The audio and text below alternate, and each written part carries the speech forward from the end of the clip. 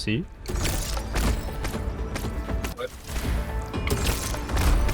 Any moment. You're kind of tickling. You're kind of tickling him. What's the... Yeah, it's any moment now, though. Any moment. What? Are you tickling him still? Any great. moment now. Any day. No, no. This is so lame. You should be ashamed of yourself. What is this?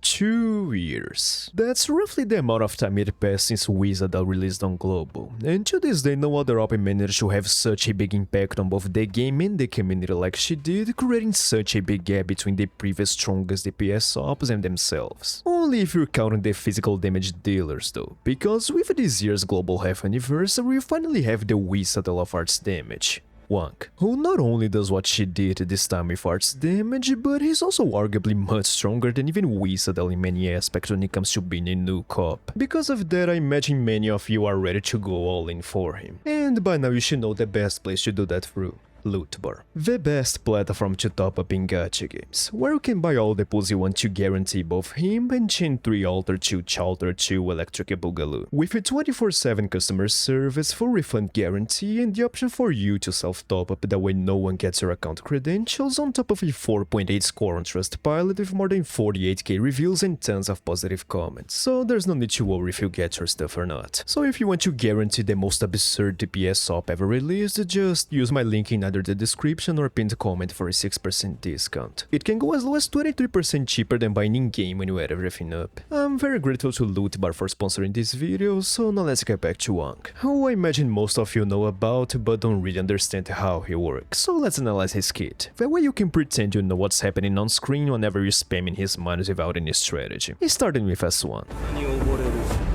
お前たちには進歩はないな。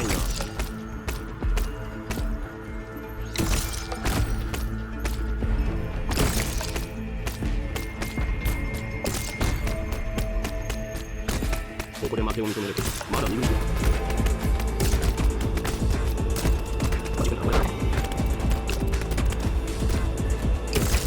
むやみに戦に溺れる。お前たちには進歩はない。 Extremely simple skill as S1s usually are, but before I talk about it I really need to explain his talent one, because as it was said in the intro, Wang has mines. Different from every other trap master though, the talent that gives him his mines looks like a dissertation compared to theirs. And with good reason, since he has arguably the most complex mines out of anyone currently in this archetype. And the first effect just tells you the cap for how many he can hold, which is 7. But it's from the second onwards that it starts getting more complicated, because Wang is a very special kid, you see. He can't possibly have mines, or how I'm gonna refer to them from now on, pieces that work the same way as everyone else by simply proccing whenever a mob either steps on them or gets in range. The way Hypergriff designed it is that his pieces are just paperweights when they first hit the field, so no matter how many mobs get close or step on them, they just won't trigger. It's only when you deploy another piece adjacent to them that they become active. And this activation thing is a permanent effect, so just by being activated once, they'll remain in that state even if you remove all the other pieces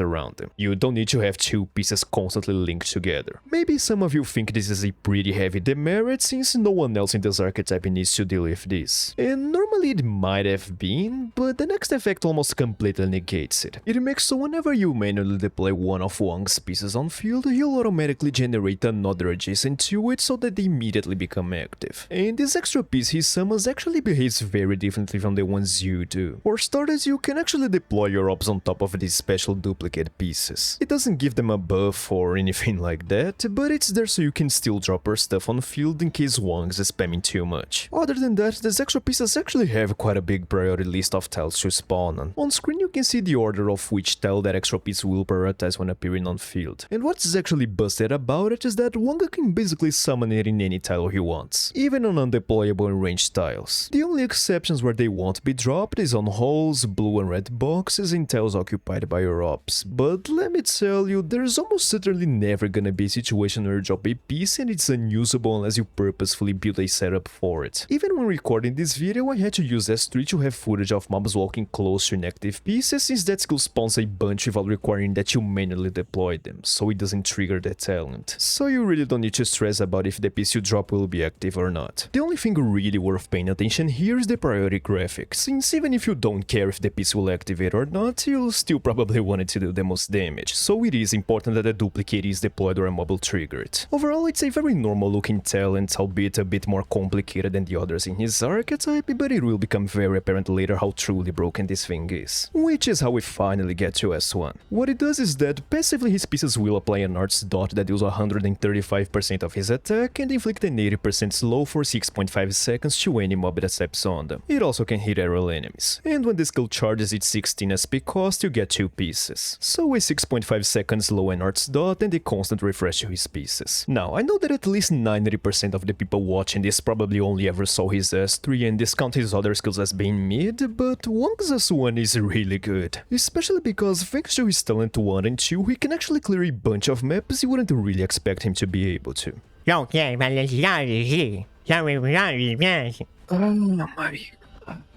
Okay, how about this then?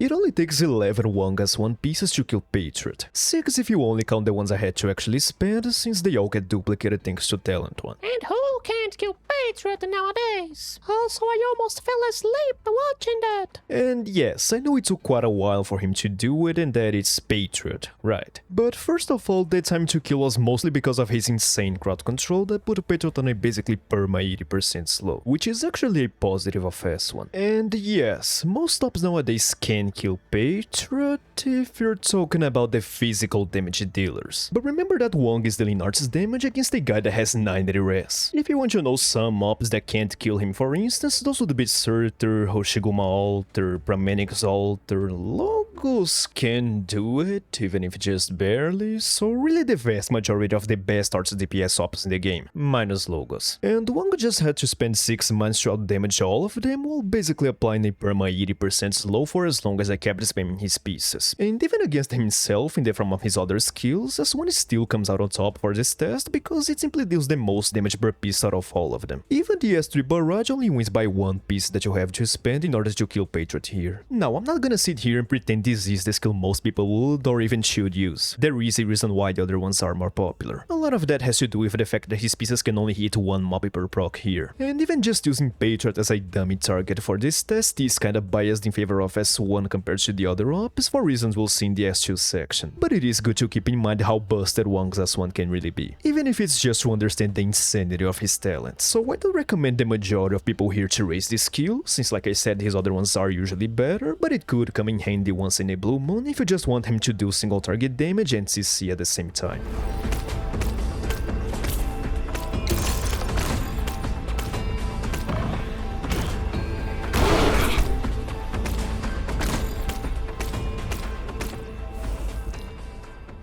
It's been a while since I watched the last live stream. No, it's the second Chen altar. Okay, I don't know. This is Wang, Dema. See? The homeless man. Is this all his garbage he's tossing out? Next up then we have S2. 死の手のひらからは逃れられない。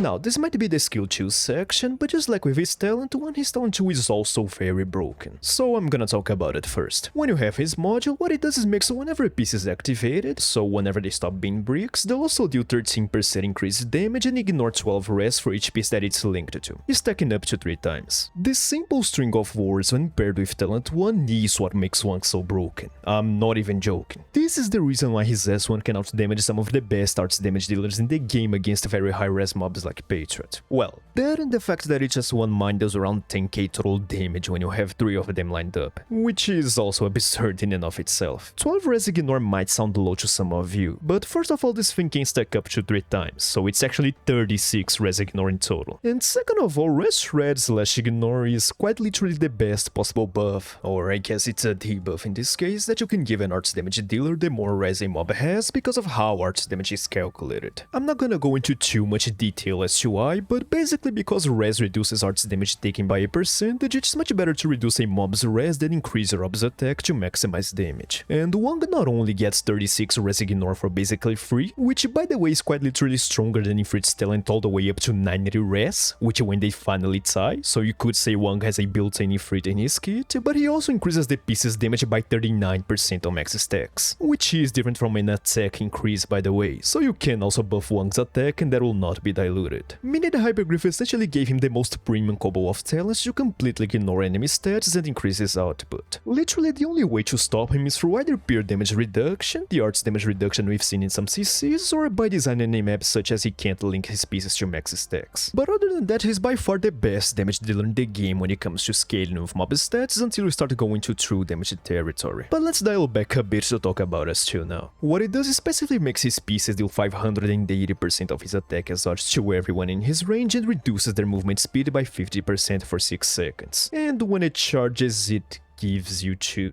pieces, so it's a 6 seconds slow and arts damage and a constant refresh to his pieces. Wait, this is just S1? What the fuck? Yeah, so both skills basically inflict slow and deal arts damage. And the main difference between them is that S1 has a dot and a single target, while S2 deals the full damage at once on proc and is AoE to every mob in its range. Because of that, some of you might think this is just an S1 upgrade and that S3 is just better, so who cares? But both of these statements aren't exactly right. S1 might have a lower multiplier, but it's on a 6.5 second dot, so at the end of the day each piece in there will deal more damage than S2's pieces, while also inflicting a much stronger slow debuff of 80% compared to S2's 50%, meaning that skill is much stronger for single target. When we get to the AoE though, then yes, S2 just wins by a landslide, especially because you can stack it slow on top of itself to achieve basically the same amount of movement speed reduction as S1. And although its damage might be lower than skill 1, funnily enough S2 still has a higher multiplier than S3, so each individual piece here does hit harder, meaning you can actually use S2 on boss stages to get a much more consistent flow of pieces and trade some of S3's explosive DPS for more CC. But just like with S1, I'm not gonna pretend that you can't just use S3 in most cases where S2 works and get either the same or a better result. So just like with S1, you can easily skip this one, but if you do decide to raise it, it will still compete with the same broken arts damage dealers and outperform them against high res while having a good consistency throughout the stage. Overall though, if you don't want to use more than 3 neurons on the same task, you can easily ignore it.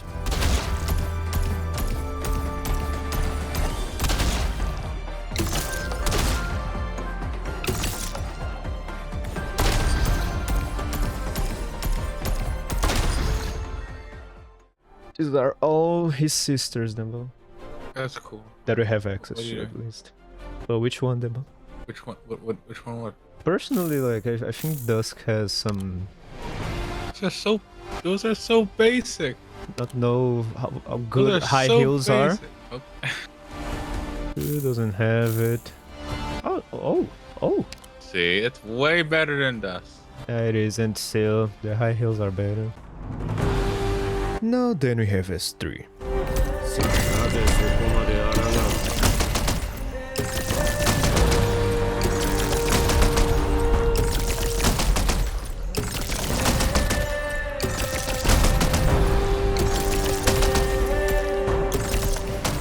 In the previous sections I mostly talked about his talents because they essentially are what makes Wang so broken. They are the 2 pieces of the puzzle that make up S3, and with both put together we can finally talk about this skill. Unlike the previous 2, this one is a textual, but it is very simple at the end of the day. Like the other 2, it also has passive effects for his pieces, but the first one is already massive departure from how his other skills function, since it makes so enemies don't need to step on his mines anymore. Just entering their trigger range already works, kinda like how Ella does it on her S3. And if you thought S2's range was already massive compared to S1, then S3 takes it even further by making it this big. A fun fact is that they also give Wang's pieces smart triggering, by which I mean that only the minimum amount of pieces required to kill a mob that enters their range will explode. So if you have a situation like the one on screen, even if 2 mines could proc to kill that trash enemy, only one ends up exploding since that's all it takes to kill them. Just another KOL so you don't have to think too much about mine deployments like the other trap masters do, cause Wang is just that special. Then when they explode, the pieces deal 380% of his attack as arts damage. Like I told you before, this is the lowest multiplier out of all his skills, but it ends up not mattering since S3 has a very creative way to compensate for that, which is how we finally get to the active portion of S3. What it does is first make Wang unable to attack, which is whatever since his normal attacks don't do anything compared to the mines. Then it increases his range, and just like his pieces, they really didn't hold back on his range extension. This thing is bigger than even Mantra's S3 range. Then you have what really makes S3 the best skill in his kit. Wang will get 20 ammo and his talent 1 will be upgraded, so that when you manually deploy a piece inside that massive range, instead of just 1 duplicate piece spawning, Wang will send out 4 of them in the pattern you see on screen. And for each additional one that's thrown on top of the original duplicate, he'll spend 1 ammo for up to 3 ammo per piece you deploy. And if that wasn't enough, S3 also immediately gives you 8 pieces on activation. Normally this could be very wasteful since his piece cap is 7, but S3 also makes so any extra piece you get from this effect past that will immediately be deployed on tiles inside his range, prioritizing ones occupied by mobs. So basically you get an immediate nuke of up to 8 pieces, and each subsequent one you deploy will come with an additional 4 from his ammo if the terrain allows it. But we're still not done, because Hypergriff very correctly assessed that this wasn't enough, as S3 was still too weak, so they made so any ammo not spent on S3 when you either deactivate it or run out of pieces in your deploy zone will be refunded to you, meaning that Wang can almost never waste any of his mines since the game will bend over backwards to make sure it is used somehow. Again, this was a bunch of effects, and now you probably understand why S3 is so long, but the core of it is very simple really when you get down to it. Wang will get a massive range, and whenever you deploy a piece inside that range, he'll spend up to 3 ammo to drop up to 4 additional ones, because one of the duplicates comes free from his talent. It's just that he has like 20 other KOL effects on top that end up bloating the skill text. And since you should understand why his talents are so broken by now, you can probably also see why S3 is so good. When it's active, his pieces still do less damage than the other skills, but since he is spamming a lot more per piece dropped, and they have such an absurdly massive range, the end result is the monstrosity you see on screen. And his talent 2 actually has another KOL they put in it that S3 takes full advantage of. Like I said before, his talent 2 can stack up to 3 times, so by deploying up to 4 additional mines, Wang gets way more than he needs to fully stack them. And another quirk of his talent 2 is that just like how his pieces can't go inactive again after being activated by his talent 1, they also won't lose talent 2's stacks. So when Wang drops all of them with S3, they'll all deal their full damage regardless of if some explode before the others. And the result of this thing Hypergrapher brought into the world is that S3 is able to do at least 131k damage per activation, if you don't consider the initial 7 he throws into the field, since you need a bunch of mobs clumped together to guarantee they all hit the same target. If you do though, then it can jump all the way up to 157k, but I need to make an asterisk here since I am taking quite a few liberties to calculate that total damage, because it's surprisingly difficult to do that for Wang's S3. For example, that assumes you always have a perfect terrain that lets you fully stack on his mines and talent 2, which is just not the case in a lot of maps. But even that is pretty minor all things considered when compared to the real problem with calculating his output, which is the fact that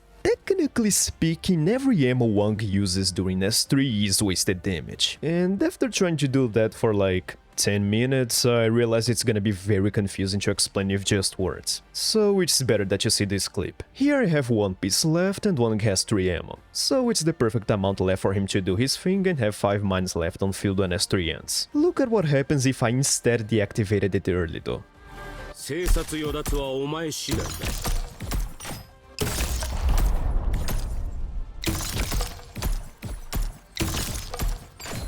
Yeah, you're able to get a lot more pieces by deactivating S3 early and refilling your ammo, since the one Wang's throw aren't affected by talent 1. only the pieces you deploy do. So like I said, by letting him use his ammo after a certain point, you're technically wasting pieces. And it's not even a simple case of just always deactivate it early. There are cases like the one you see on screen where I just want Patriot dead before he starts throwing spears at my ops. I don't give a fuck about technically getting more pieces in this case. This is when it's good to let him use all his ammo, since by doing that Wang is able to massively increase his DPS even if it's at the cost of the skill's total damage. He also guarantees that all pieces will always have max stacks on talent 2 instead of risking a random mob walking by and exploding one of the pieces. Actually, even the concept of total skill damage doesn't really work in his case, since you literally gain nothing in terms of damage increase when S3 is active. It's literally just so you can refill pieces and choose to sacrifice some potential future gain to get a nerd advantage on the field. You know, like if we're playing Go. And since it's honestly impossible to take every one of those factors into account, I decided to just calculate his damage assuming you always spam his pieces inside the range. Also, let's be real, that's probably how most people will use him. Just know that it could be much higher if you decide to actually optimize their deployments by, for instance, using all initial pieces on deploy before activating S3 or deactivating one early to refill your hand. Which is how we get back to what I was talking before about S3's total damage. It's not that high? Okay. 131k is absolutely massive, but I mean that in terms of comparison with other Art 6-star DPSs. Prim, for instance, can get around 140k on her peak. Logos's damage has a lot of RNG into it, but let's say it's 135k on average. Hoshiguma Alter then just takes that to another level with more than 220k total damage. And even if you consider the initial 7 pieces, the damage just jumped to 157k. I mean, this is much better than before, and it is quite a bit higher than some of those 6 stars, but nowhere near what you would expect seeing gameplay comparisons between all of them. And by now you should know the answer to why that is. At least I hope so after I spent most of section 2 talking about it, which is his second talent. Yes, someone like Hoshiguma deals absurd raw arts damage, but she has literally zero res ignore in her kit, so her output becomes a joke against high res mobs. Wang though has the best kit in the game to ignore res and conserve his damage, which is how we get this absurd graph. I don't usually show stuff like this because my videos are meant to be entertainment slop instead of numbers slop, but Wang is a very special boy, so why not? Since bro managed to retain all his damage intact up to 36 res. You know, back in my day, people were making a big fuss about Logos being able to retain 70% of his damage against 50 res mobs, but here you have Wang doing literally the same thing against 66 res ones. It literally takes 86 res for his damage to finally drop in half. And this graph uses the minimum 131k, which has a bit of rounding to make it easier on me value, but the thing you should focus on here is how the bars almost don't go down as res goes up the same way other ops would. But really looking at this, it's honestly scary to think about what monstrosity Hyperglyph will cook in the future when they finally decide to power creep Wang. But that's a discussion we'll leave for when it finally happens. Right now this is the most absurd DPS skill they ever released because of how well it scales with res, how big of an area it can cover, and how much room you have inside it to optimize his gameplay if you want, while not sacrificing almost anything of his damage floor. I literally had to go on a tangent to explain that no guys, you shouldn't blindly spam his pieces cause that's a waste of future damage, and I know for a fact that 90% of you will not listen to it and still be completely fine, because you don't really need to worry about that in most of the content in the game with this skill. Yeah. Oh, his module? You mean the one that buffs the thing I've been telling you the whole video makes Wang who he is, and what I've been using as a base when I say 36 res ignore? Yeah, level it up. It's extremely broken purely for the extra damage and res ignore. But yeah, this is easily the most absurd DPS skill Hyperglyph has ever made, and it's very recommended you level this one up if you manage to get Wang. Overall, Wang is... I don't even know how to describe this kit. I know a lot of people just see the big numbers and call it sloppy, but after I actually started researching his kit, learning how his other skills are actually good, seeing how, to the contrary of what most believe, S3 actually does feel like playing Go, since it's a game of deciding between fast DPS gains against future more consistent damage, and overall just using him way too much in way too many stages, I physically cannot call him that. This is legit one of the most well-designed things I've ever seen for what they wanted to do with him. I don't care that 99% of the people watching this will never use it in a way that makes that clear. In terms of comparing him with Wizard, though, since I'm sure most people are curious, I had a section about it, but its TLDR is that they are the same thing for 99% of the content. You deploy them and mobs die. When you get to end the game, though, it does get more interesting, since yes, because of his scaling he usually beats her in terms of damage, but Wang is actually very weak against DP debuff, since that directly affects his pieces and how many you can deploy, and I imagine that's the card Hyperglyph will play whenever they want to counter him. All in all though, you don't need to bother with this if you're in the majority of the player base who doesn't play endgame. 2 years after Wizard's release and she is still easily clearing most maps better than 99% of the other ops. So that's what I expect will happen with him too. Especially since he is in the same position she was 2 years ago, but for arts damage this time. There's no other op threatening his position and no other future character comes close to his value. Except arguably one, but this video isn't about him. If you want to see more, you can go watch this video I made ranking every future 6-star, even if it's just to see how Wang does there. Just make sure to join Discord, leave a like and subscribe before you go. And if you want to support me, get early access to videos, Discord perks, or even appear on a Blended Special Place, you can also consider becoming a member. I'll also think you're really cool if you do that. 神は異世界に追い出せるな。どうせもう感心してさ。完全体を見よ。勝敗は一遇にて決す。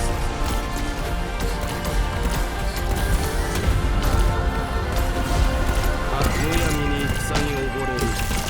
お前たちには進歩はないな。 That's it then. Bye. 悪くないね。このレシピはしばらく流行りそうだな。